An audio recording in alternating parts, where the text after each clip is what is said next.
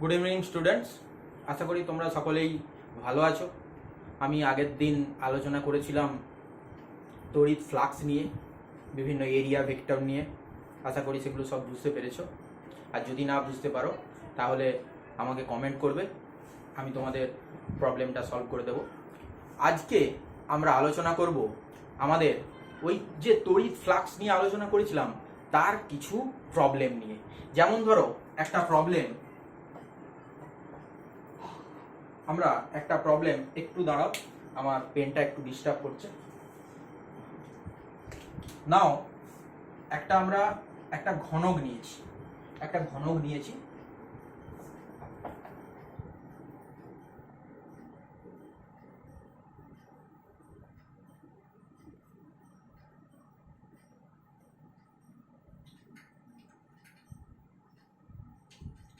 এটা তোমরা দেখতে পাচ্ছ যে আমরা একটা ঘনক নিয়েছি।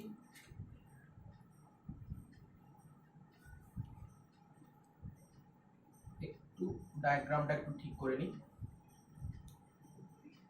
এই হচ্ছে একটা ঘনক নিয়েছি। এই ঘনকটাকে এক্স ওয়াই জেড একটা ইউনিফর্ম ইলেকট্রিক ফিল্ডের মধ্যে রাখা আছে। দেখো, ঘনকটাকে একটা ইউনিফর্ম ইলেকট্রিক ফিল্ডের মধ্যে রাখা আছে। ই সমান, এটা কোশ্চেন, ই সমান ই জিরো আই ক্যাপ। ঠিক আছে, এক্স অক্ষ বরাবর রিপ্রেজেন্ট করছি, সেই জন্য ই সমান ই জিরো আই ক্যাপ। এখন তোমাদের কাছে প্রশ্ন যে ঘনকের প্রত্যেকটা সারফেসের মধ্য দিয়ে কি পরিমাণ তড়িৎ বলরেখা পাস করে সেটা আমাদেরকে একটু জানতে হবে। মানে কি পরিমাণ তড়িৎ বলরেখা বলতে কি, মানে প্রত্যেকটা তলের মধ্য দিয়ে অতিক্রান্ত ফ্লাক্সটা নিয়ে আমাদেরকে জানতে হবে। আচ্ছা দেখো, আমি একটা জিনিস আগের দিন বলেছিলাম যে তড়িৎ ফ্লাক্স মানে সেই সমস্তগুলো ব্যাপার যারা সারফেসকে লম্বভাবে ছেদ করে যায়। তাহলে আমরা 1 নম্বর, 2 নম্বর, 3 নম্বর আর আমার দিকে যে সারফেসটা সেটা হচ্ছে 4 নম্বর। দেখো, এই 1 2 3 4 এই চারটে সারফেসের ক্ষেত্রে ভালো করে খেয়াল করো, এই চারটে সারফেসের ক্ষেত্রে ই দেখো কোনোভাবেই লম্বভাবে ছেদ করছে না। তার মানে ই যদি লম্বভাবে ছেদ না করে সেক্ষেত্রে তখন ফাই কি হবে, কোনোভাবেই হবে না। আমি একটু উদাহরণ সহযোগে বলছি। যেমন ধরো 2 ফাই 2 নম্বর সারফেসের ক্ষেত্রে আমরা কি জানি, ই ডট ডিএ। আচ্ছা দেখো, তার মানে ই ডিএ কস এবার থিটা। আর এর ক্ষেত্রে ডি এর ডিরেকশন কোন দিকে হবে বলেছিলাম, আউটওয়ার্ড নরমাল। তাহলে সেক্ষেত্রে যদি আউটওয়ার্ড নরমাল হয়, তোমরা তাহলে দেখো আউটওয়ার্ড নরমাল হলে ডি এর ডিরেকশন আর ই এর ডিরেকশনের মধ্যে অ্যাঙ্গেল 90 ডিগ্রি, cos 90 এর মান 0। তাহলে 2 নম্বর সারফেসের ক্ষেত্রেও 0। 1 নম্বর সারফেসের ক্ষেত্রে দেখো সেক্ষেত্রেও ডিরেকশনটা হচ্ছে এই দিকে হবে, তার মানে 0। আচ্ছা 4 নম্বর সারফেসটা দেখো, 4 নম্বর সারফেস কোন দিকে, আমার দিকে। তার মানে ওর যে এরিয়া ভেক্টরের ডিরেকশনটা হবে সেটা এই বরাবর, তার মানে তার সঙ্গে ই এর ডিরেকশনটা হবে 90 ডিগ্রি। সেক্ষেত্রেও অর্থাৎ 5 4 সেক্ষেত্রেও হবে 0। আবার 3 নম্বর সারফেস দেখো বোর্ডের ভিতরের দিকে আর ই এর ডিরেকশন এই দিকে, তার মানে এখান থেকে আমরা পাচ্ছি 5 3 সমান 4। we get electric flux only these two surface। আচ্ছা এই সারফেসের ক্ষেত্রে আমরা তাকে যদি ফাই স্টার বলি, ফাই স্টার কত হবে না, ফাই স্টার ই এর ডিরেকশন এই দিকে, তার মানে ই ডিএ cos 0 ডিগ্রি, কারণ এই সারফেসের ক্ষেত্রে ডি এর ডিরেকশনও তো এই দিকে, ডি এর ডিরেকশনও এই দিকে। তাহলে সেক্ষেত্রে আমরা পাবো ই ডিএ। আচ্ছা ই ডিএ মানে এই সারফেসের এরিয়া যদি আমরা এ বলি, তাহলে সেখান থেকে আমরা আর ই মানে পেয়েছি ই জিরো, তাহলে ই জিরো ইন্টু এ। ঠিক আছে, এই ডিএটাকে যদি আমরা ডিএ বলি ঠিক আছে, অসুবিধা নেই, এখানে ডিএও বলতে পারি। তাহলে E0 dA। আচ্ছা, একই রকম ভাবে এই সারফেসটার ক্ষেত্রেও ডি এর ডিরেকশনটা এইদিকে, আর আমরা জানি ই এর ডিরেকশন এইদিকে। তার মানে দ্বিতীয় ক্ষেত্রে যদি ফাই ডাবল স্টার বলি, রিপ্রেজেন্ট করি ফাই ডাবল স্টার সারফেস, সেক্ষেত্রে আমরা বলতে পারি ই ডিএ কস কত হবে বলো, 180 ডিগ্রি। কারণ ই আর ডিএ পরস্পর বিপরীত দিকে আছে, সেক্ষেত্রে আমরা এখানে পাচ্ছি না কত, 180, তাহলে মাইনাস ইডিএ। ওকে, তাহলে এই পুরো কিউবটার ক্ষেত্রে কত পেলাম, ফাই হোল কিউব কত পেলাম না ই ডিএ, সরি E0 ডিএ, আর এখানেও আমরা এটা মাইনাস E0 করে দাও কারণ ওখানে মানটা দেয়া আছে, মাইনাস E0 ডিএ। তার মানে এই দুটো কেটে গিয়ে 0। তাহলে কি পেলাম, যে একটি বদ্ধ তলের ক্ষেত্রে বা ক্লোজ সারফেসের ক্ষেত্রে মোট তড়িৎ ফ্লাক্স সমান 0। এই কথাটা নোট করে নাও যে total electric flux through a close surface is 0। ঠিক আছে, একটা বদ্ধ সারফেস বরাবর টোটাল ফ্লাক্স সমান 0। ঠিক আছে, আমরা আরো কিছু প্রবলেম একটু দেখি। যদি আমরা একটা সিলিন্ড্রিক্যালের ক্ষেত্রে বলি, সিলিন্ড্রিক্যালের ক্ষেত্রে দেখো একই রকম ভাবে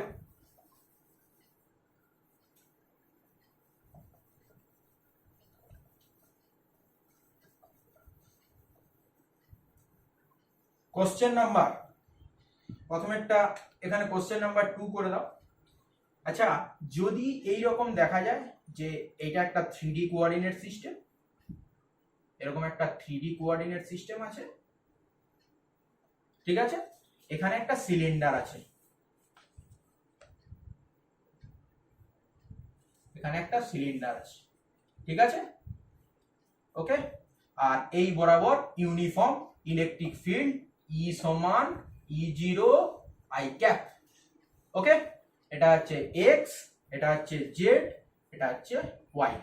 এবার তোমাকে বললো যে find total phi through a cylinder, একটা সিলিন্ডারের মধ্য দিয়ে টোটাল কতটা পরিমাণে ফাই গেছে সেটা তোমাকে নির্ণয় করতে বললো। তাহলে কি করবে, আচ্ছা এই ফাইটাও একটা ক্লোজ সারফেস, তার ক্ষেত্রে আমরা কি দেখি, দেখো 1 নম্বর সারফেস, আমরা একটু সারফেস গুলো চিহ্নিত করি, 1, 2 আর 3 নম্বর সারফেস। আচ্ছা, তাহলে ফাই টোটাল মানে ফাই টি সমান phi 1 plus phi 2 plus phi 3। আর আগেরটার ক্ষেত্রে আমি এইভাবে আগেরটার ক্ষেত্রে লিখছিলাম না, আগেরটার ক্ষেত্রে শুধু মুখে বলে দিছিলাম, সেক্ষেত্রে ফাই টোটাল সমান phi 1 plus phi 2 plus phi 3, phi plus phi 4 plus phi 5 plus phi 6, শুধুমাত্র আমরা দুটো তলের জন্য পেয়েছিলাম। আচ্ছা, তাহলে এক্ষেত্রে কি হবে বলো, এক্ষেত্রে আচ্ছা এই যে সারফেসটা আছে 1 নম্বর তল, এর ডি এর ডিরেকশন কোন দিক, এদিক, এদিকে আমরা পাচ্ছি ডিএ। আচ্ছা, এবার দ্বিতীয় ক্ষেত্রে কি দেখা যাচ্ছে না, দ্বিতীয় ক্ষেত্রে আমরা কি দেখতে পাচ্ছি না, এর ডিরেকশন কোন দিক, এই দিক, আর 3 নম্বর সারফেসের ক্ষেত্রে ডি এর ডিরেকশন কোন দিক, সরি আউটওয়ার্ড নরমাল, সব সময় outward normal, DA outward normal. তাহলে এদের মধ্য দিয়ে নির্গত ফ্লাক্স কি হবে বলতো, না এদের মধ্য দিয়ে ধরো 1 নম্বরের মধ্য দিয়ে নির্গত ফ্লাক্স ফাই 1 সমান কত হবে না, electric field E dot DA বা ই ডিএ কস 1 নম্বরের জন্য 0 ডিগ্রি, কারণ ইলেকট্রিক ফিল্ডও এইদিকে আর ডিএও এইদিকে আছে। আচ্ছা, তাহলে এক্ষেত্রে কি পেলাম, E0, ই এর মান হচ্ছে E0 I ক্যাপ, তাহলে E0 ডিএ। আচ্ছা, 2 নম্বরের ক্ষেত্রে মানে ফাই 2 কত হবে না, ই ডিএ কস 0, তার মানে সেক্ষেত্রে কত পেলাম, ই সরি কস 0 নয়, এটা হবে কস 180, এটা 180 হবে, কারণ ই ওদিকে আছে আর ডিএ এদিকে আছে। তাহলে DA E0 minus E0 DA আর ফাই 3, সেক্ষেত্রে দেখো ই আর ডি এর মধ্যে অ্যাঙ্গেল ই ডিএ কস 90, তাহলে সেক্ষেত্রে আমরা কত পেলাম না 0। ঠিক আছে, তার মানে ফাই 3 এমনি ক্যান্সেল, শুধুমাত্র তাহলে ফাই টোটাল কত হবে না ফাই 1 প্লাস ফাই 2, মানে ফাই 1 প্লাস ফাই 2 মানে minus E0 plus E0 DA plus E0 DA minus E0 DA, কেটে গিয়ে 0। তাহলে কি দেখলাম, আমি আগে যে পয়েন্টটা তোমাদেরকে লিখতে বলেছিলাম, কি পয়েন্ট লিখতে বলেছিলাম, যে flux through a close surface, total flux passes through a closed surface is 0। তার মানে একটা ক্লোজ সারফেসের মধ্য দিয়ে অতিক্রান্ত মোট ফ্লাক্স কত না 0। ঠিক আছে, এরকম একই রকম ভাবে আমরা একটা স্ফিয়ারের ক্ষেত্রেও বলতে পারি, যেটাকে আমরা বলবো ইন্ট্রোডাকশন অফ গস ল। এবার আমরা ধীরে ধীরে গস লতে প্রবেশ করব। তার আগে আমি একটা ভেরিয়েবল, একটা জিনিস একটু নোট করে নাও, যে এই যে ই ফাই সমান ই ডট ডিএ বলছি, ই কনস্ট্যান্ট, ই একটা কনস্ট্যান্ট ফিল্ড থাকবে, অবশ্যই ই একটা কনস্ট্যান্ট ফিল্ড থাকবে। এবার আমরা একটা স্ফিয়ারের ক্ষেত্রে একটু দেখে নিই। আচ্ছা দেখো, এরকম আমরা একটা স্ফিয়ার নিয়েছি, ঠিক আছে, এই স্ফিয়ারের অভ্যন্তরে একটা চার্জ রাখা আছে, প্লাস কিউ একটা চার্জ রাখা আছে। সেই চার্জের ক্ষেত্রে আমরা তাহলে অভ্যন্তরে যদি একটা চার্জ রাখা থাকে, এই চার্জের জন্য এই সব দিকে সব দিকেই ফ্লাক্স নির্গত হবে, এইরকম সব দিকেই ফ্লাক্স নির্গত হবে, এরকম ভাবে ফ্লাক্স নির্গত হবে। সেই নির্গত ফ্লাক্স কত হয় সেটা আমরা দেখব। আগে খেয়াল করে দেখো, একটা ক্লোজ সারফেসের অভ্যন্তরে কিন্তু কোনো চার্জ ছিল না। কোনো চার্জ না থাকাকালীন অবস্থায় মোট নির্গত ফ্লাক্সের মানটা 0 হয়েছিল, কিন্তু এখানে একটা চার্জ প্লাস কিউ চার্জ রয়েছে। এই প্লাস কিউ চার্জের জন্য নির্গত ফ্লাক্সটা কত হয়, মানে কি পরিমাণ চেঞ্জ হয়, তখন তো যখন এখানে প্লাস কিউ চার্জ আছে অবভিয়াসলি তাহলে মোট নির্গত ফ্লাক্সটা কখনোই 0 হবে না। তাহলে সেই ফ্লাক্সের মানটা কত হয় সেটা আমরা একটু দেখব। এটা নিশ্চয়ই বুঝতে পারছো কিভাবে ফ্লাক্স গুলো নির্গত হবে। তাহলে সেই ফ্লাক্সের মানটা, আচ্ছা দেখো এখানে প্লাস কিউ আধানের জন্য অবভিয়াসলি এখানে একটা ফিল্ড তৈরি হবে। আমরা কি করি না, ফ্লাক্স সমান আমরা কি বলেছিলাম, ফাই সমান ই ডট ডিএ, ওকে, এরকম বলেছিলাম। তাহলে এই যে ডিএ একটা ঘনকের ক্ষেত্রে আমরা কি বলেছিলাম, একটা তলের ক্ষেত্রফল নিয়েছিলাম, সেই ক্ষেত্রফল নিয়ে আমরা ক্যালকুলেট করেছিলাম। কিন্তু এখানের ক্ষেত্রে তো একটা পুরো সারফেস এরিয়া রয়েছে, এখানে একটা ক্ষুদ্র ক্ষুদ্র এলিমেন্টাল এরিয়া ধরে নেব। এইরকম একটা এরিয়ার জন্য আমরা নির্গত ফ্লাক্স ধরলাম, আবার এইখানে একটা নির্গত ফ্লাক্স ধরলাম, এই এরিয়ার জন্য নির্গত ফ্লাক্স ধরলাম, আবার এই এরিয়ার জন্য নির্গত ফ্লাক্স ধরলাম। অর্থাৎ এই এরিয়াটাকে ধরে নিয়ে আমরা যদি সম্পূর্ণটা ইন্টিগ্রেট করে দিই, অর্থাৎ ইন্টিগ্রেশন নিয়ে নিই, তাহলে সেক্ষেত্রে আমরা টোটাল সারফেসের জন্য কতটা ফ্লাক্স নির্গত হয় পেয়ে যাব। ঠিক আছে, তার জন্য আমরা কি করি, আচ্ছা একটা জিনিস খেয়াল করে দেখো, এই আর ধরে নাও রেডিয়াসটা, তাহলে এই প্লাস কিউ আধান থেকে এই এরিয়ার ডিরেকশন অবভিয়াসলি এই দিকে হবে, যেটাকে আমরা বলছি ডিএ। ঠিক আছে, আচ্ছা এই কিউর জন্য এইখানে যে ফিল্ড হবে এটা প্লাস কিউর জন্য ফিল্ড কি হয়, সবসময় বাইরের দিকে চলে যায়। প্লাস কিউর জন্য ফিল্ড কি হয়, সবসময় আউটওয়ার্ড, মানে দূরে সরে যায়। তার মানে প্লাস কিউ আধানের জন্য যে ফিল্ড হবে তার ডিরেকশনটাও কোন দিকে হবে, ই, এই দিকে ডিরেকশন হবে। কোইনসিডেন্টলি ই আর ডিএ এই হোল স্ফিয়ারের ক্ষেত্রে, একটা স্ফেরিক্যাল সারফেসের ক্ষেত্রে এই দুটো পরস্পরের সঙ্গে 0 ডিগ্রি অ্যাঙ্গেল করেছে। তাহলে আমাদের কোনো ব্যাপার না, এখানে আমরা কি করব না একটা ক্ষুদ্র সারফেসটার জন্য যদি আমরা ক্ষুদ্র সারফেসটার জন্য আমরা ডি ফাই বলি, ডি ফাই, তাহলে সেখান থেকে ডি ফাই সমান কি পাবো না ই ডিএ কস 0 ডিগ্রি মানে ই ডিএ। ওকে, আচ্ছা এই ক্ষুদ্র সারফেসটার জন্য ইলেকট্রিক ফ্লাক্সের পরিমাণ ই ডিএ। এবার এই সম্পূর্ণ সারফেসটার জন্য কি হবে, তাহলে সেখানে আমাকে ফাই নিতে হবে। তাহলে ফাই সমান integration of d phi, integration of d phi মানে ইন্টিগ্রেশন অফ ই ডিএ। তার মানে ই, আমি বলেছিলাম যে যখনই আমরা ফিল্ড নির্ণয় করব মানে ফ্লাক্স নির্ণয় করব, সরি ফ্লাক্স নির্ণয় করব, তখন যে ফিল্ডটা থাকবে সেই ফিল্ডটা, এই যে সূত্রগুলো এইটা করেছি, এটা কনস্ট্যান্ট ফিল্ডের জন্য হবে। তাহলে ই কনস্ট্যান্ট, ই যদি কনস্ট্যান্ট হয় তাহলে ইন্টিগ্রেশন অফ ডিএ। এবার ডি এর ইন্টিগ্রেশন নিলে তাহলে এই হোল সারফেসের জন্য যদি আমরা ইন্টিগ্রেশন নিই তাহলে এটা হয়ে যাবে আমাদের 4 pi r square, 4 pi r square. ঠিক আছে, কিন্তু ই কতটা পরিমাণ ফিল্ড জেনারেট করে সেটা আমরা একটু দেখি। ই সমান কি আমরা জানি 1/4 pi epsilon 0 Q by R square. Okay, তাহলে আলটিমেট ফাই আমরা কত পেলাম, ফাই সমান অর্থাৎ নেট ফাই, ফাই নেট কত পেলাম, ই মানে ই এর মান আমরা পেয়ে গেছি, আর আমরা ই লিখবো না, এবার আমরা ভ্যালুটা বসিয়ে নেব 1/4 pi epsilon 0 Q by R square into 4 pi r square. তাহলে 4 পাই কেটে গেল, আর স্কয়ার কেটে গেল, কি পেলাম কিউ বাই এপসাইলন 0।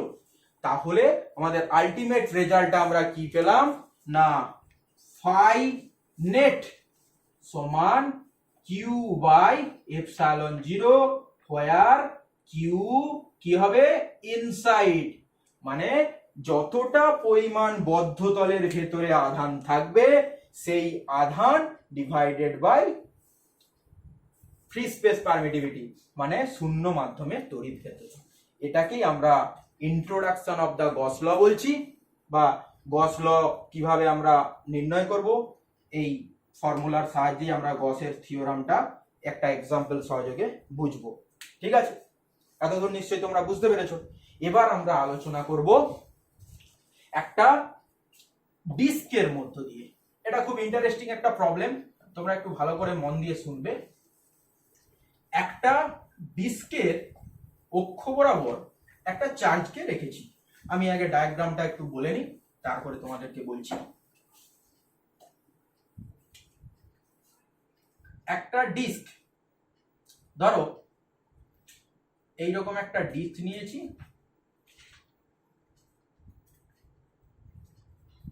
সরি ডিস্কটা ডায়াগ্রামটা একটু আঁকছি।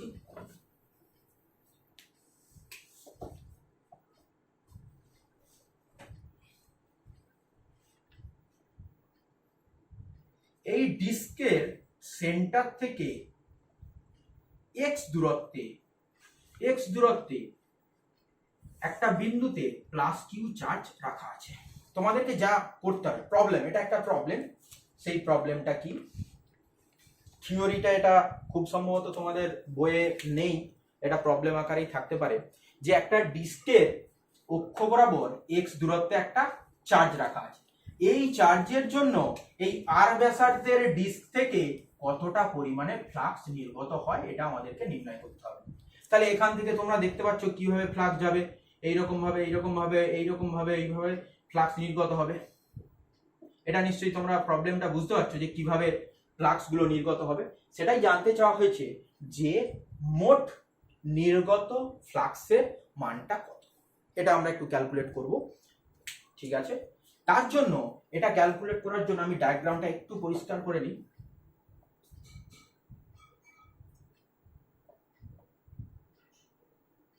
দেখো, আচ্ছা এই সম্পূর্ণ এই ডিস্কটা একটা তো তল, একটা 2D সারফেস। এই 2D সারফেসের মোট এরিয়াটার মধ্য দিয়ে লম্বভাবে কত বলরেখা যায় সেটা আমাদেরকে নির্ণয় করতে হবে। তার জন্য আমরা একটা কি করব না, তার জন্য আমরা আলফা এই ডিস্কের মধ্যে একটা থিন ডিস্ক কনসিডার করব, একটা পাতলা ডিস্ক কনসিডার করে নেব। সেই পাতলা ডিস্কটার বেধটা কত হবে দেখো, ভালো করে আমি ছবিটা আঁকার চেষ্টা করছি, একটু ডায়াগ্রামটা বোঝানোর চেষ্টা করছি তোমাদের। দেখো এইটা আরেকটু সরিয়ে নাও।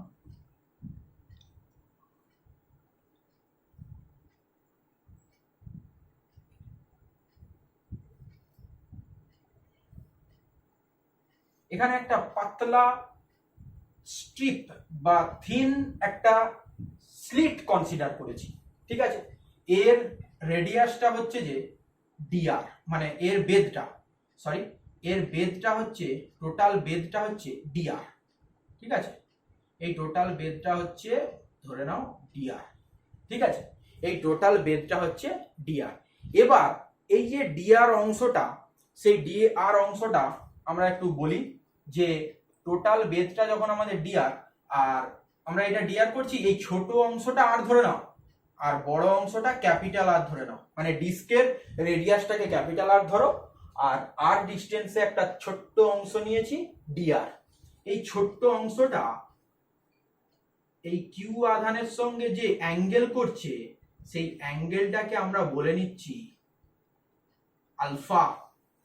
আচ্ছা, এই ছোট্ট অংশটা যদি আলফা অ্যাঙ্গেল করে নেয়, আচ্ছা এর যে ডি এর ডিরেকশন এইদিকে অবশ্যই তলের সঙ্গে লম্ব হবে। আচ্ছা, এখানে ফিল্ড এটা প্লাস কিউ আধানের জন্য এখানে যে ফিল্ড হবে সেটা হবে এইদিকে, অবশ্যই এইটা ডিরেকশনটা হবে ই এর ডিরেকশন। ভালো করে বোঝো, সবসময় ইলেকট্রিক ফিল্ডটা অ্যাওয়ে ফ্রম দা চার্জ, মানে প্লাস চার্জ থেকে দূরে সরে যাবে, ওই জন্য কি হয় না প্লাস চার্জ থেকে দূরে ওইদিকে। আর ই এর ডিরেকশন সর্বদাই কি হবে, তলের সঙ্গে লম্ব হবে। আচ্ছা দেখো তো, এই কোণটা যদি আলফা হয়, অবভিয়াসলি এটাকেও আমরা আলফা বলতে পারি, ঠিক আছে। আচ্ছা, তাহলে এবার আমরা কি করব না, এইটুকু অংশটার মধ্য দিয়ে কতটা পরিমাণে ফিল্ড নির্গত হয় সেটা আমরা দেখব, তারপর এই কতটা পরিমাণে ফ্লাক্স নির্গত হয় সেটা আমরা দেখব, তারপরে সম্পূর্ণ অংশটার ইন্টিগ্রেট করব। আচ্ছা, এইটুকু অংশের মধ্য দিয়ে নির্গত ফ্লাক্স কত, ডি ফাই সমান ই ডট ডিএ হয়, তার মানে সেখান থেকে ই ডিএ কস আমরা কি বলতে পারি আলফা, ওকে। আচ্ছা, ই ডিএ কস আলফা। আচ্ছা, ই ডিএ কস আলফা, এখন আমরা ই এর মানটা কত হয় সেটা আমরা একটু দেখে নিই। ই এর মান কত হবে, আমরা জানি কিউ বাই 4 পাই এপসাইলন 0 তার দূরত্বের স্কয়ার। আচ্ছা দেখো তো, এটা যদি এক্স হয়, এটা যদি স্মল আর হয়, তাহলে এই দূরত্বটা হবে root over of x square plus r square. তাহলে আমরা করতে পারি x square plus r square, এটা রুট ওভার অফ হতো, সেখান থেকে আমরা এটা করেছি। আচ্ছা, এটা গেল ই এর মান। আচ্ছা, এর মানটা কত হবে, এর মানটা ভালো করে বুঝো। আচ্ছা, এইটাকে যদি এরকম ফ্ল্যাট করে দেওয়া হয়, এই অংশটাকে ফ্ল্যাট করে নিলাম, বলো এটা ভালো করে বুঝো, ফ্ল্যাট করে নিলাম। ফ্ল্যাট করে নিলে তাহলে এই অংশটা কি ডিআর, এই চওড়াটা ডিআর, আর পুরোটা কি 2 পাই আর, পুরোটা তো এই অংশের পরিধি, তাহলে 2 পাই আর ইন্টু ডিআর। তাহলে এখানে লিখে নাও, এটা জায়গাটা একটু স্পেসটা একটু ছোট্ট হয়ে গেল, আমি আরেকটু সরিয়ে লিখছি। তাহলে q by 4 pi epsilon 0 r square যুক্ত এক্স স্কয়ার, আর এখানে আমরা করব 2 pi r dr into cos alpha. আচ্ছা দেখো, আলফা যদি এইটা হয়, ভূমি এইটা, অতিভুজ এইটা, কস আলফা সমান কি ভূমি বাই অতিভুজ, তাহলে ভূমি করো আর বাই অতিভুজ, সরি ভূমি বাই অতিভুজ, মানে x by root over of x square plus r square. Clear? আচ্ছা, এখান থেকে পাই গেল, এই 2 কেটে এটা 2 হলো, ঠিক আছে, তাহলে মোটামুটি আমরা কি পেলাম, আমি এটা মুছে দিলাম, এটা তোমার দিকে বুঝিয়ে দিয়েছি, এটা নিশ্চয়ই বুঝতে পেরেছো।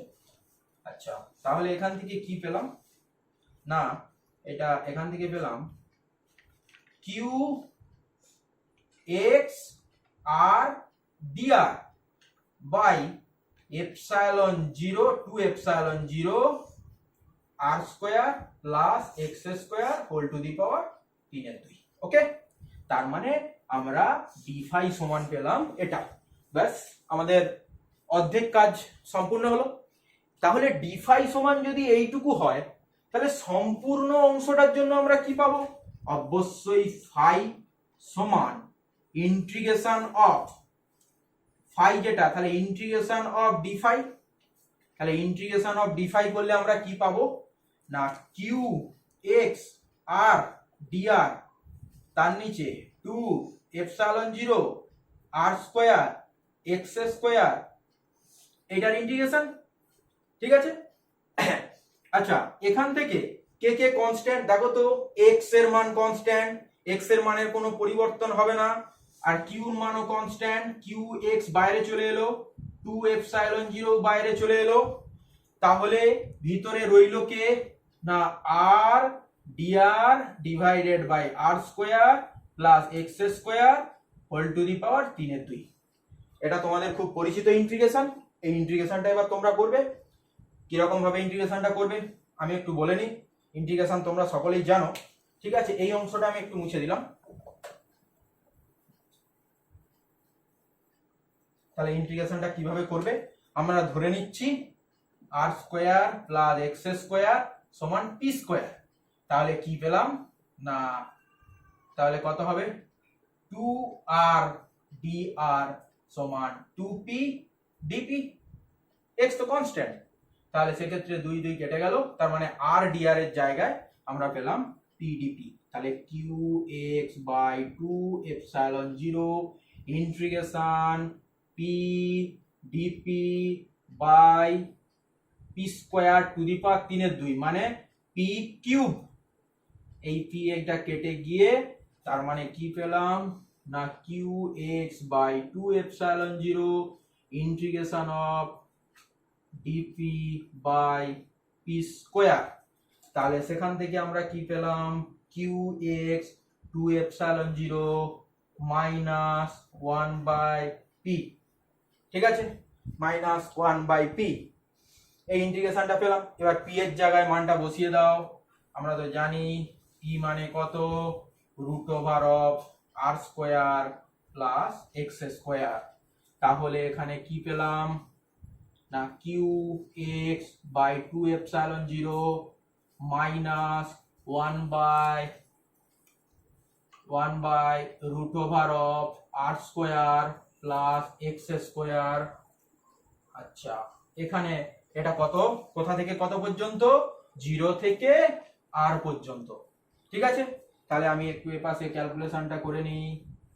কিউ এক্স বাই 2 এপসাইলন 0 কত হচ্ছে, আচ্ছা দেখো প্রথমে আপার লিমিট বসিয়ে দিলে আমরা কি পাবো, আর এর জায়গায় আর স্কোয়ার, তার মানে আপার লিমিটে minus 1 by root over r square plus x square, minus lower limit,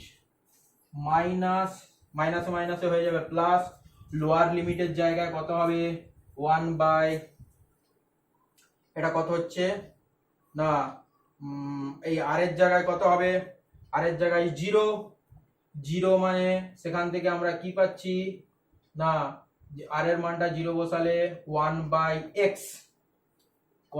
x. ঠিক আছে, এই ক্যালকুলেশনটা আমাকে একটু মুছতে হবে। আচ্ছা, এইটা একটু মুছে দিলাম। তাহলে এখান থেকে কি পেলাম, এখান থেকে একবারে এখানে আসছি, তাহলে কিউ এক্স বাই 2 এপসাইলন 0 সেখান থেকে কত আসছে 1 by X minus 1 by R square plus x square root over সমান Q x by 2 epsilon 0, Q x by 2 epsilon, এই এক্সটাকে গুণ করে দাও ভিতরে, তার মানে এই এক্সটাকে গুণ করে দিলে এটা 1/x/√r² প্লাস x²। এই হচ্ছে আমাদের ফাইনাল ফাই নেট। ওকে, ঠিক আছে, এই হচ্ছে আমাদের final answer q/2ε0 1 - x/√r² plus x²।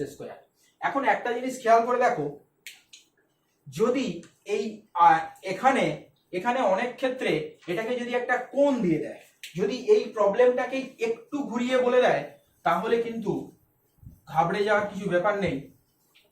যদি এই রকম দিয়ে দেয় যে একটা এই রকম ভাবে কোণ আছে, একটা কোণ,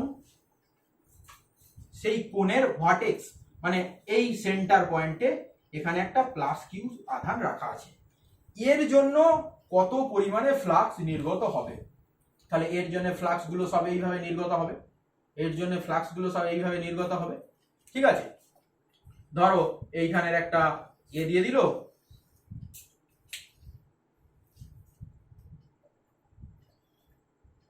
আর এর অ্যাঙ্গেল দিয়ে দিল, মনে করো এর যে কোনো একটা অ্যাঙ্গেল দিয়ে দিল,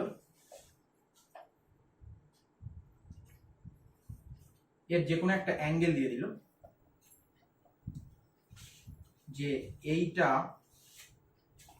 এই এত অ্যাঙ্গেল করেছে, মনে করা যাক এটা থিটা অ্যাঙ্গেল করেছে, আমি এখানে আলফা ধরেছিলাম, আচ্ছা তাই ধরো আলফাই ধরো, আলফা অ্যাঙ্গেল করেছে, এটাকে বলে দিল তোমার আর, আর অক্ষ থেকে বলে দিল এক্স দূরত্বে।